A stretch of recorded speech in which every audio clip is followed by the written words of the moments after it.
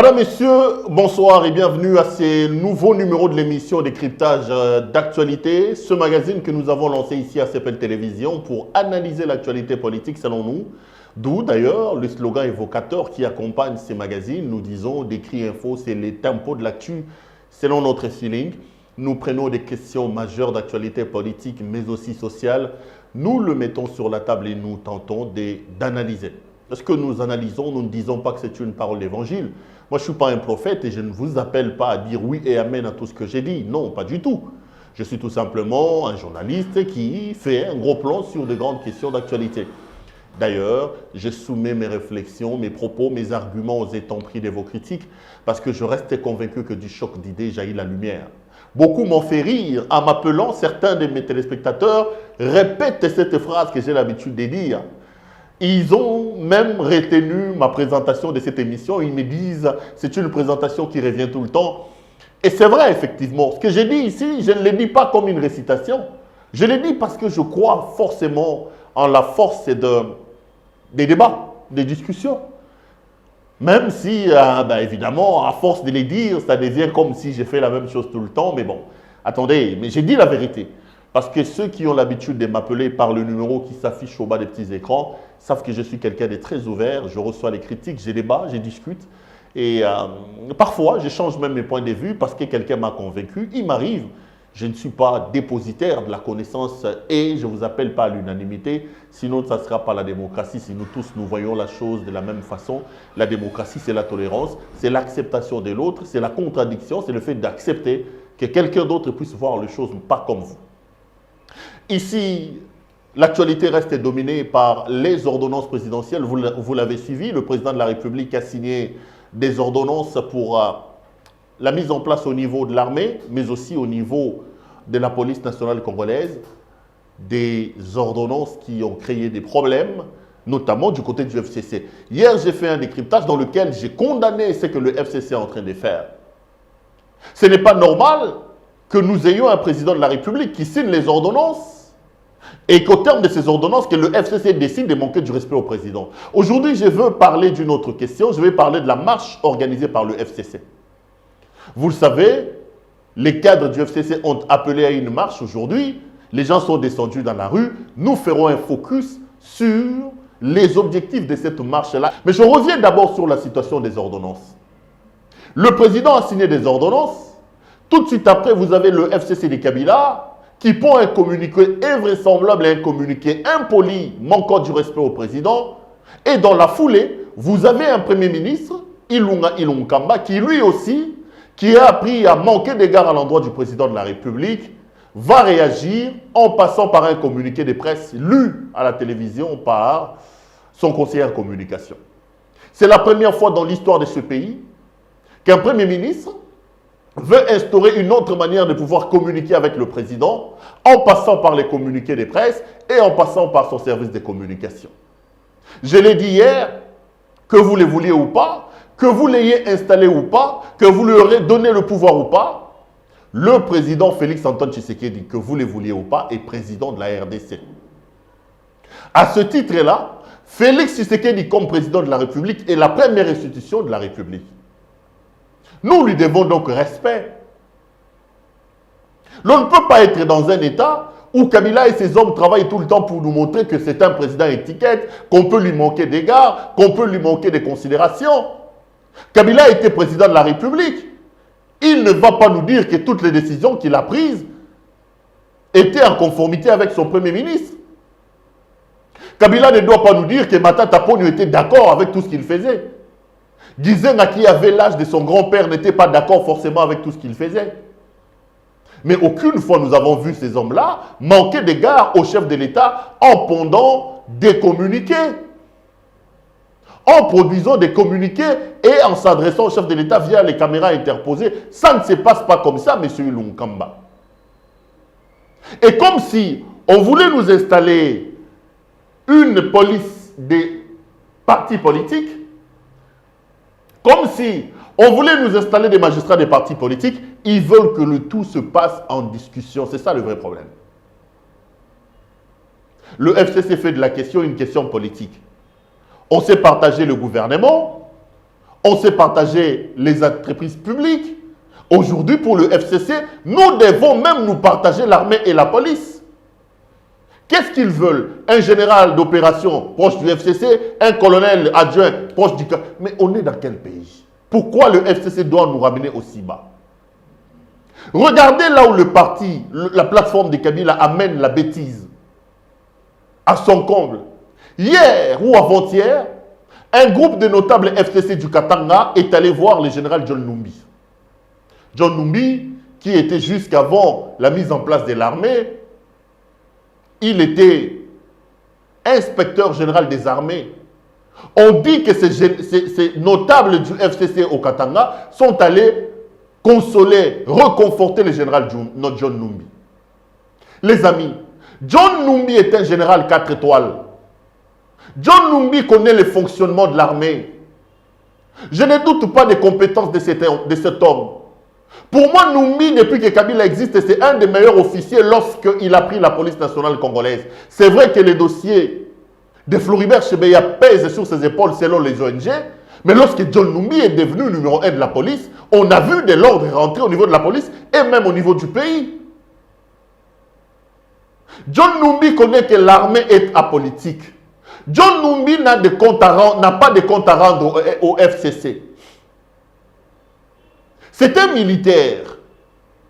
Et en tant que tel, Numbi est soumis aux ordres et aux décisions du commandant suprême qui est Félix Antoine Tshisekedi. Si le commandant suprême estime que pour le moment, le général John Numbi, ayant servi au sein de l'armée à des niveaux de fonctions qu'il avait, et que pour le moment, il faut qu'il se repose, vous du FCC, vous n'avez pas allé là-bas dans sa ferme, soi-disant pour réconforter.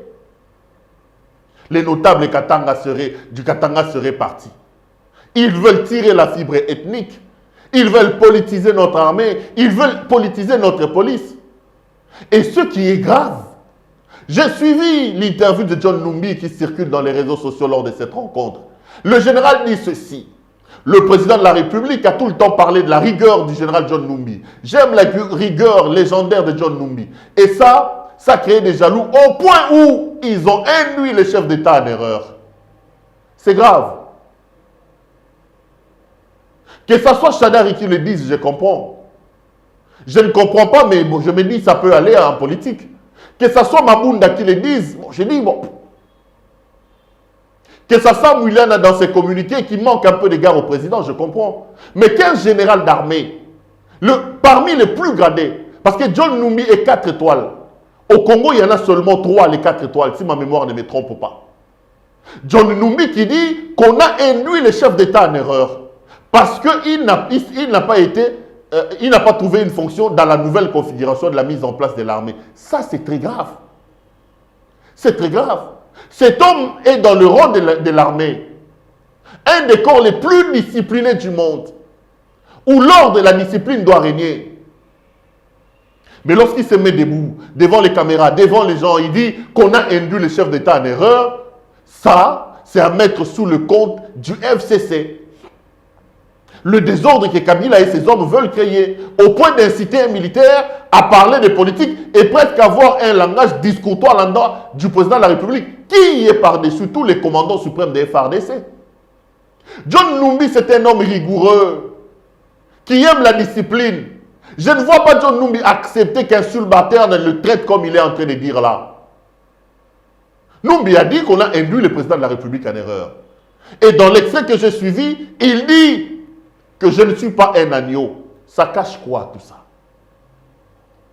Lorsque le général Numbi dit on a induit le président de la République en erreur, bon, je n'ai pas suivi tous les discours, sinon bon, peut-être qu'il a dit autre chose après, mais dans l'extrait que j'ai suivi, il dit on a induit le président en erreur, mais moi je ne suis pas un agneau. C'est-à-dire quoi?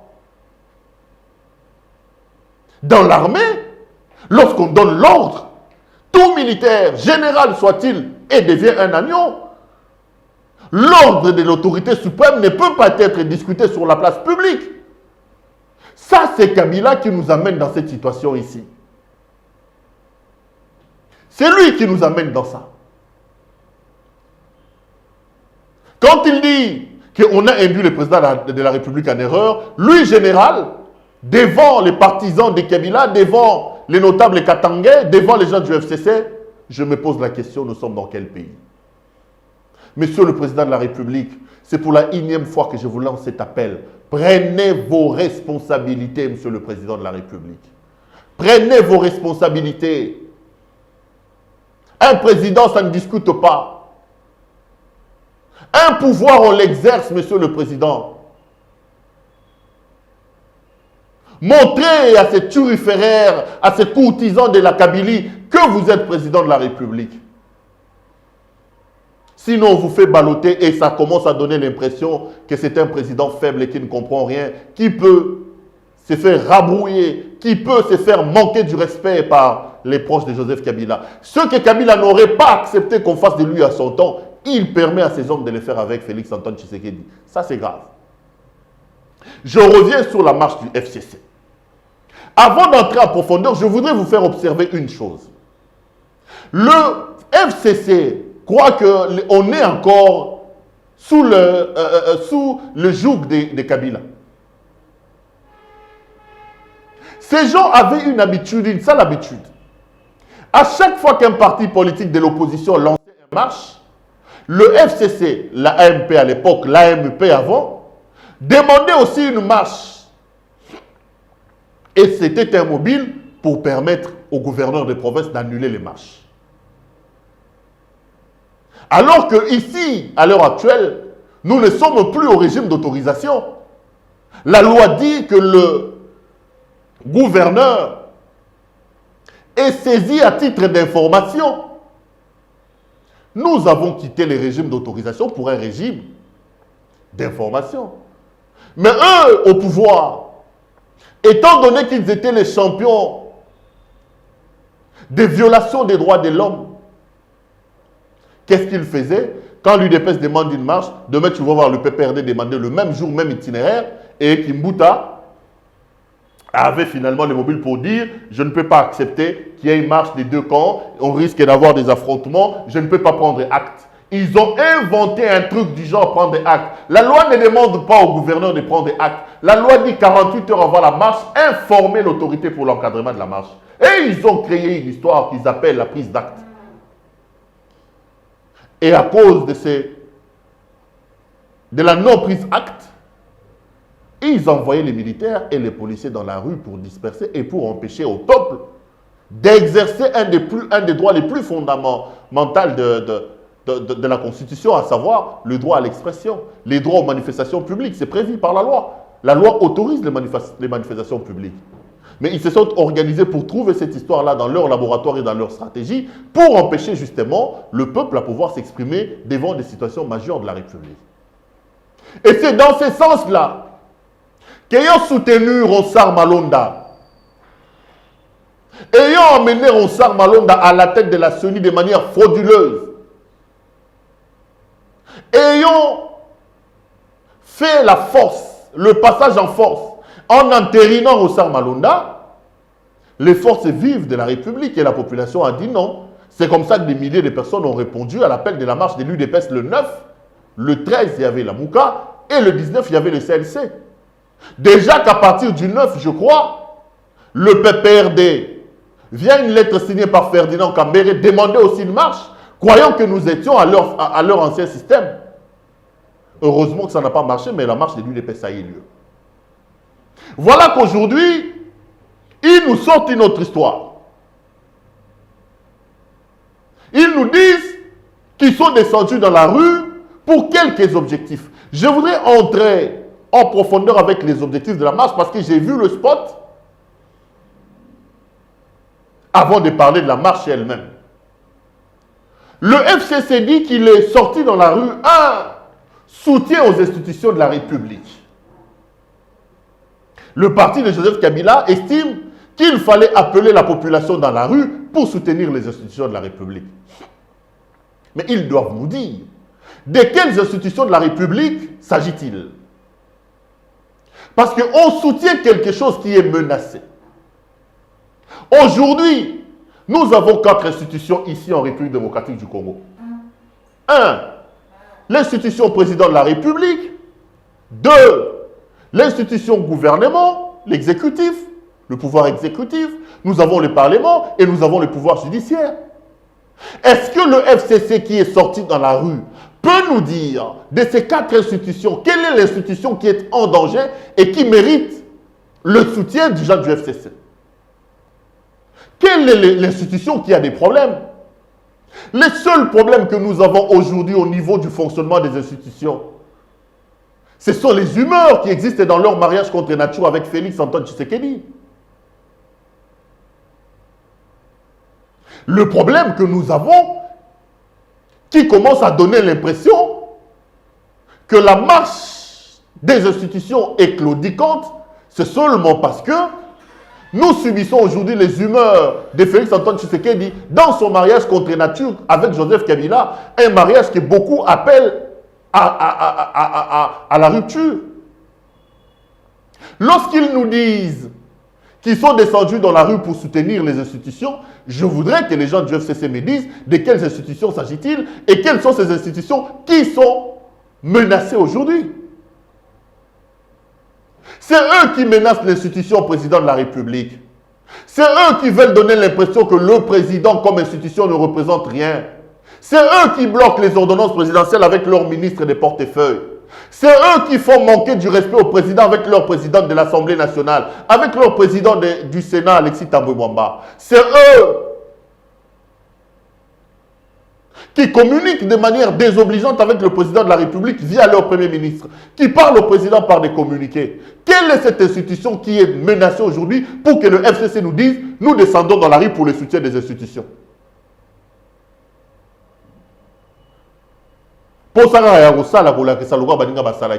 Ils mobilisent alors que tout le monde sait que l'argent a circulé.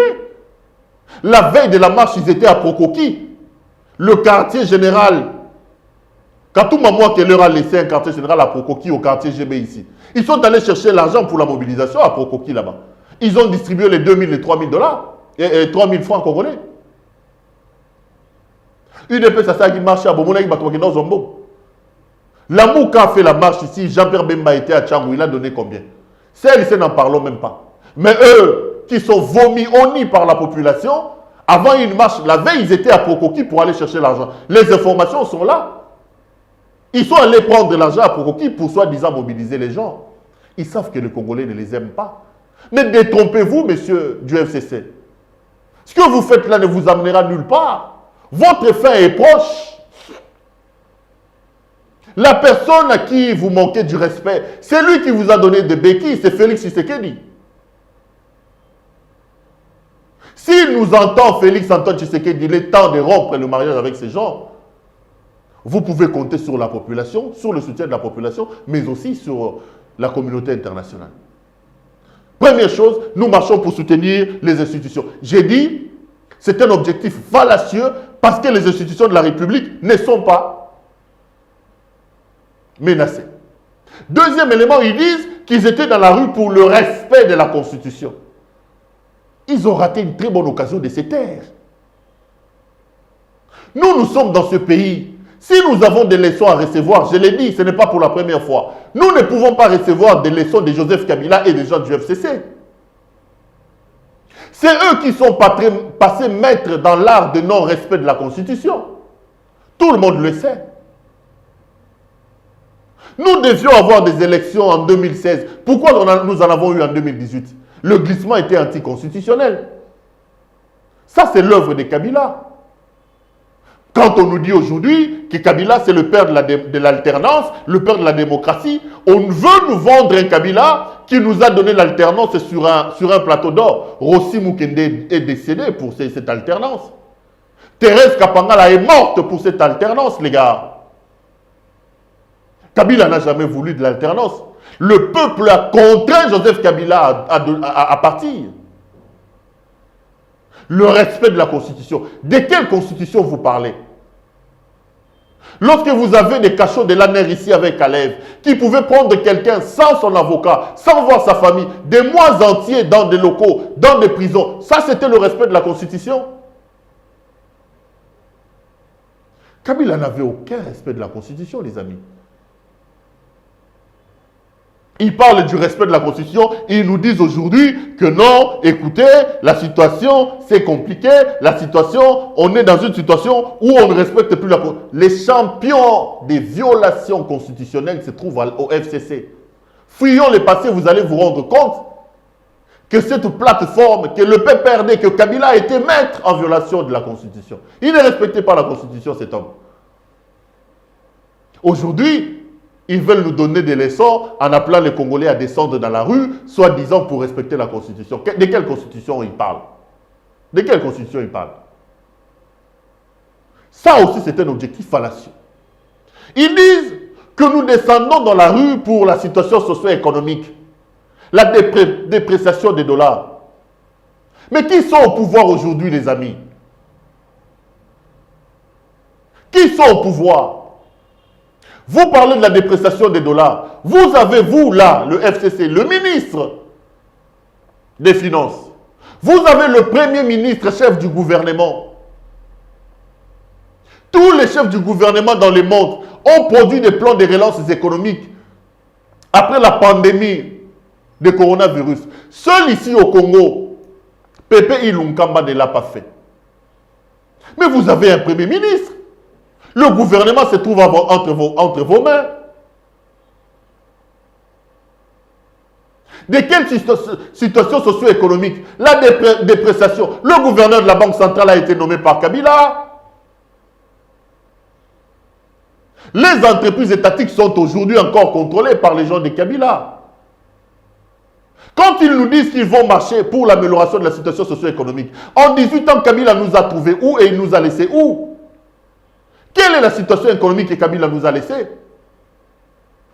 J'aimerais bien en débattre. On me dit que Kabila avait laissé plus d'1 milliard de dollars américains dans les devises d'échange. Mais Kabila laisse plus d'1 milliard de dollars américains. Il nous laisse avec quoi? 1 milliard et quelques de devises, des réserves d'échange dans la Banque centrale. Mais il nous laisse avec plus de 3 milliards de dollars américains de dettes intérieures et plus de 4 milliards de dettes extérieures. En réalité, quand vous faites la sommation, c'est plus de 7 milliards. En réalité, quand vous prenez 7 milliards et 1 milliard, Kabila ne nous a rien laissé.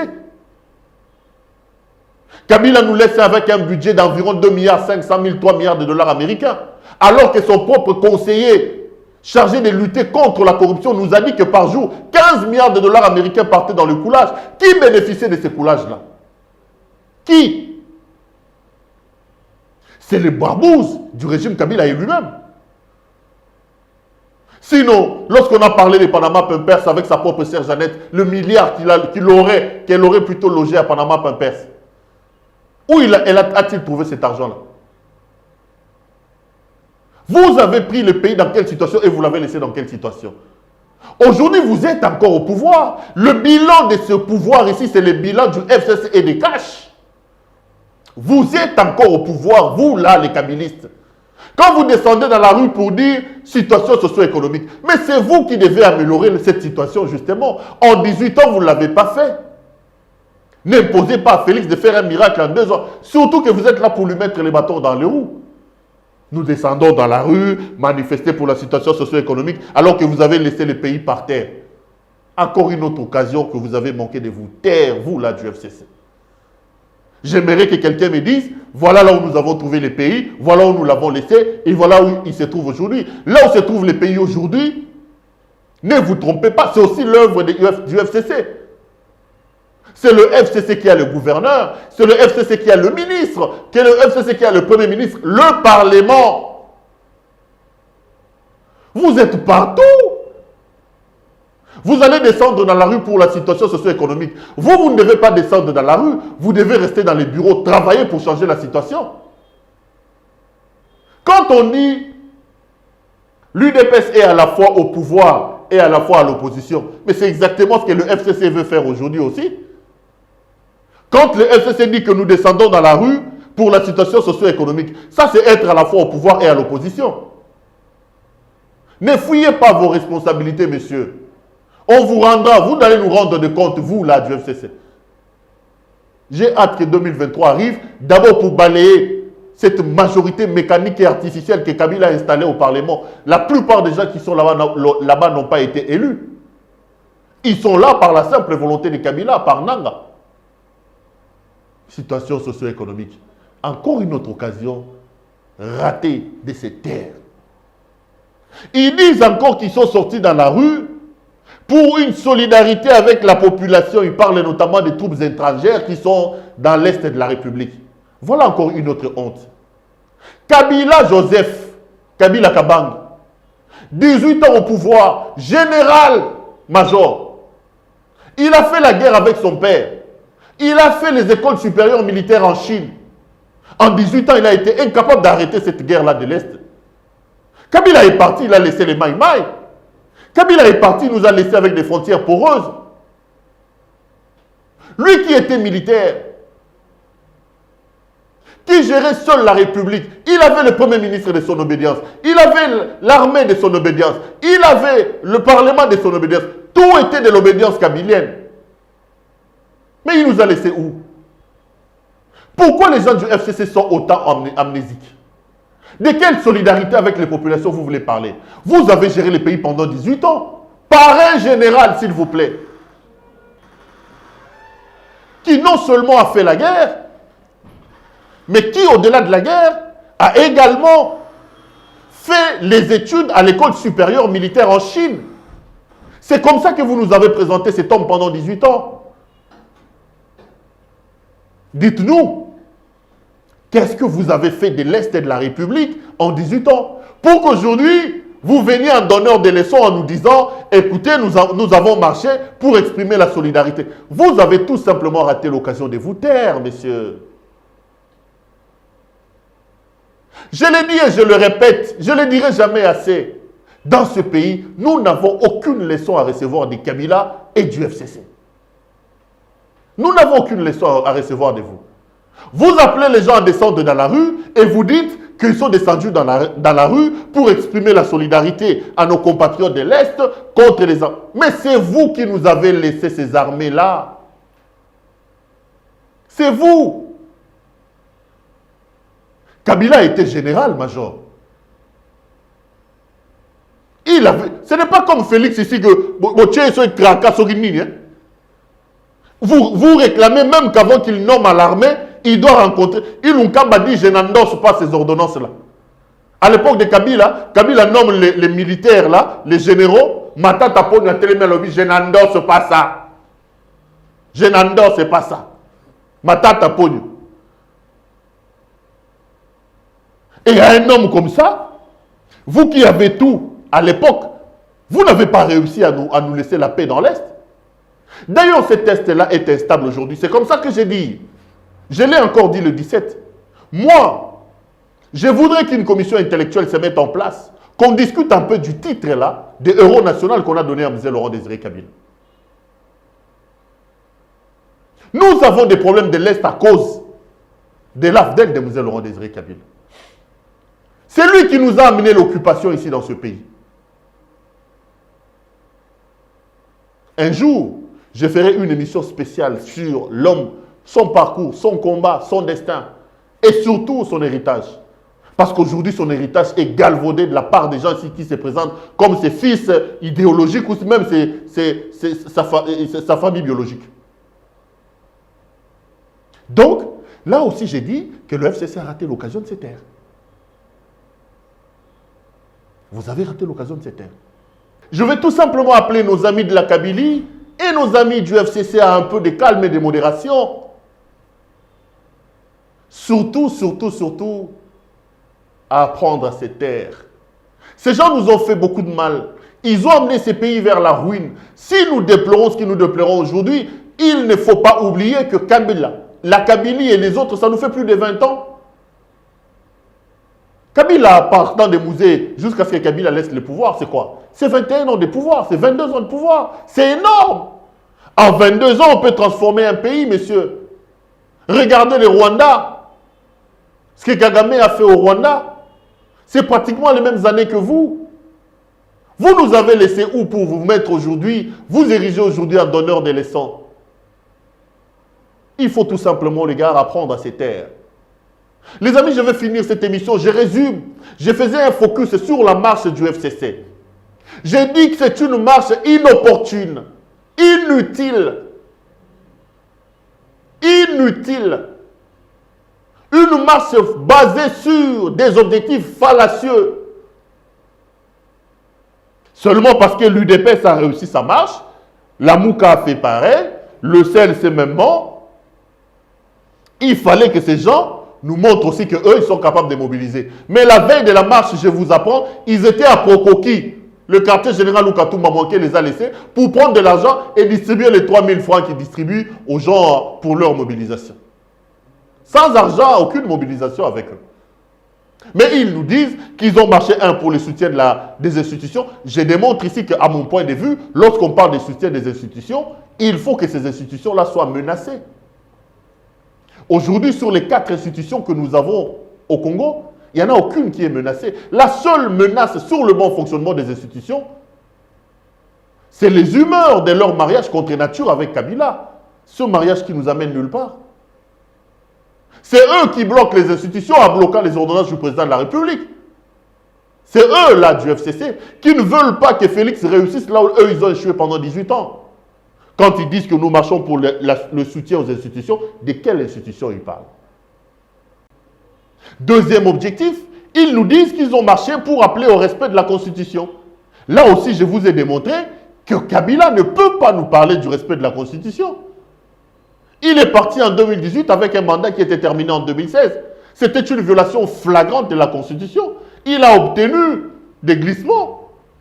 Même si aujourd'hui, ces courtisans nous disent que c'est le père de la démocratie et le père de l'alternance, comme si Kabila a donné l'alternance aux Congolais sur un plateau d'or. J'ai dit que c'est faux, parce que l'alternance que nous avons eue, nous l'avons eue au prix du sang. Rossi Mukendi est décédé pour ça. Thérèse Kapangala est partie pour ça. Il parle d'une situation socio-économique qui est catastrophique. J'ai démontré ici que Kabila nous avait laissé où? Un petit budget de 3 milliards de dollars américains, alors que par année, il faisait couler lui-même 15 milliards. Ce n'est pas moi qui l'ai dit, c'est Luzolo Bambi qui était son conseiller chargé de lutte contre la corruption qui l'a dit. Ils disent qu'ils ont marché en soutien de la population de l'Est. Kabila était général, major. On nous a dit qu'il a étudié à l'école supérieure militaire en Chine. Il avait l'appareillage étatique seul, pas dans un mariage, pas dans une cohabitation, pas dans une coalition. Il était seul. Mais quand il est parti, il a laissé les maïmaï. Il a laissé nos frontières poreuses. Et aujourd'hui, vous vous levez pour nous dire, nous marchons pour le soutien par rapport à la situation dans l'Est.